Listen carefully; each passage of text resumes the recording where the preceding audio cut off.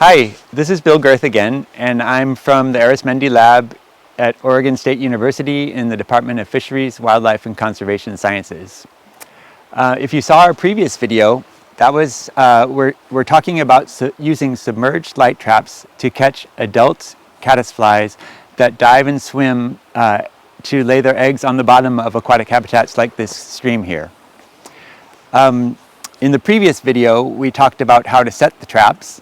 And in this video, we'll be talking about how to collect the traps and collect the sample contents from them after allowing them to catch bugs for 24 to 48 hours. A couple things to know before we start, though, is for setting these traps, the best time to set them is when the air temperature is in the evening is 50 degrees Fahrenheit or higher, which is 10 degrees Celsius. And the reason for that is that caddisflies are insects and they're cold-blooded, and so their activity level is related to the temperature in the environment around them. And so they're just more active when there's warmer temperatures, and then you're more likely to catch them that way. The other thing to know is that this is January though, in Western Oregon, and it's quite cold, and so we don't really actually expect, we set this trap as an example, but we don't really expect that we'll have caddisflies adults in it this time. So this is just an example of how to do it.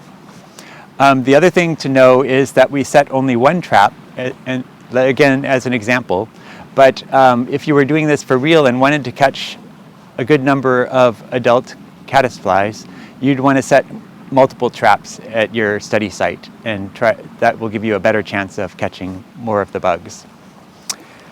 All right, so that covers the preliminaries, and we can get going on starting collecting the sample.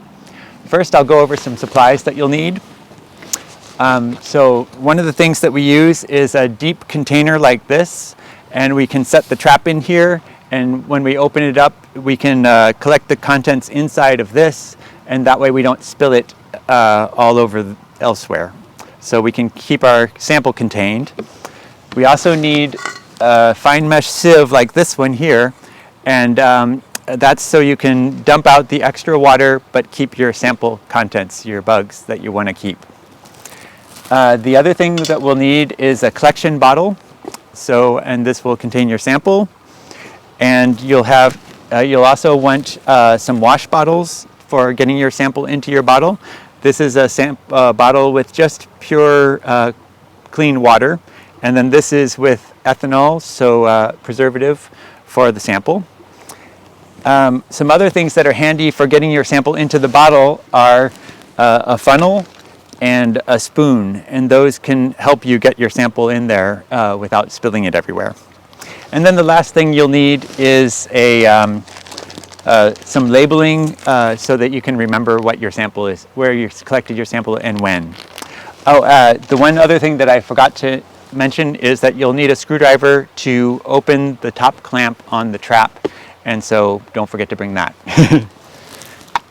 All right, I'm going to pick up the trap and bring it back here, and then we'll get started.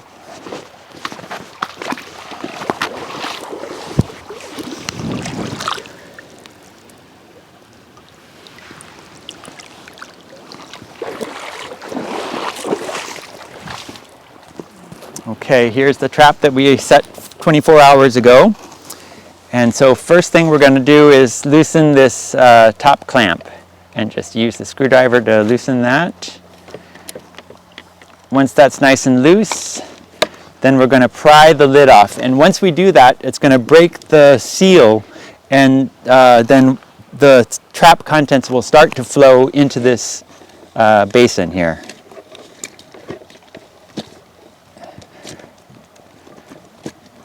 All right, we're just going to set that on the side, and you can see the light is still working.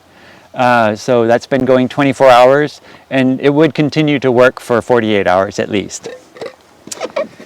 All right, so now we're going to dump all the stuff out here, and then we'll take the water bottle and kind of rinse everything out.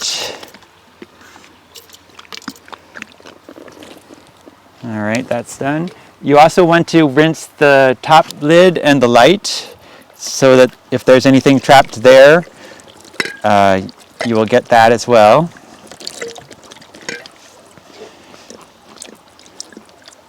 All right.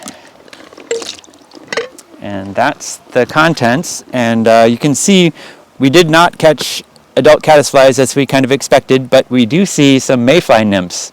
And in every trap, you're going to catch some, non-target organisms, and it's kind of interesting to see what else you might find as well. These things just use the trap as shelter, or they might be moderately attracted to the light as well.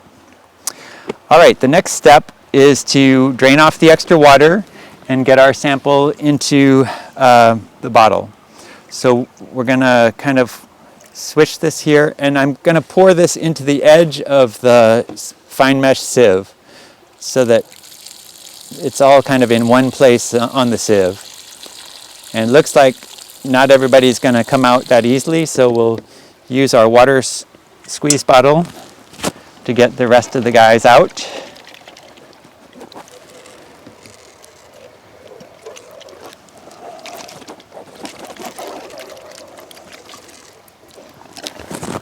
All right, all nice and clean. We got everybody out. And then there's some little guys on the sieve there. All right, and then we'll get them all into one corner of the trap here, or of the sieve.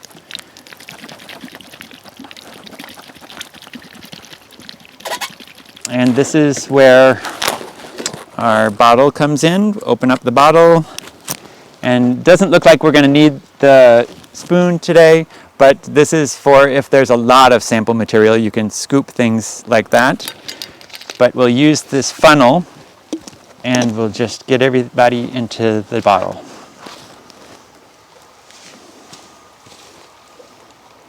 Oh, I'm sorry, that's water. That was a mistake. So always use alcohol to put it into your collection bottle. Otherwise, you will have rotten bugs when you get back to your lab or your house, wherever you're going to look at these. All right, and we'll give it a little extra because we added a little water. All right, and then the last step is to put a label in so that we know where and when we collected the sample. And here's my, and I use pencil. This is a Right in the Rain label with pencil. And we use pencil because I'm going to drop the tag right in the sample container. And with the alcohol, pen ink will run. So pencil is ideal because it does not run.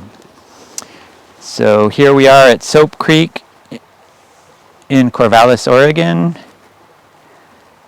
And today is the 26th of January, 2023.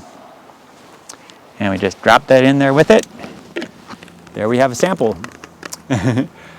All right, so that's all there is to it.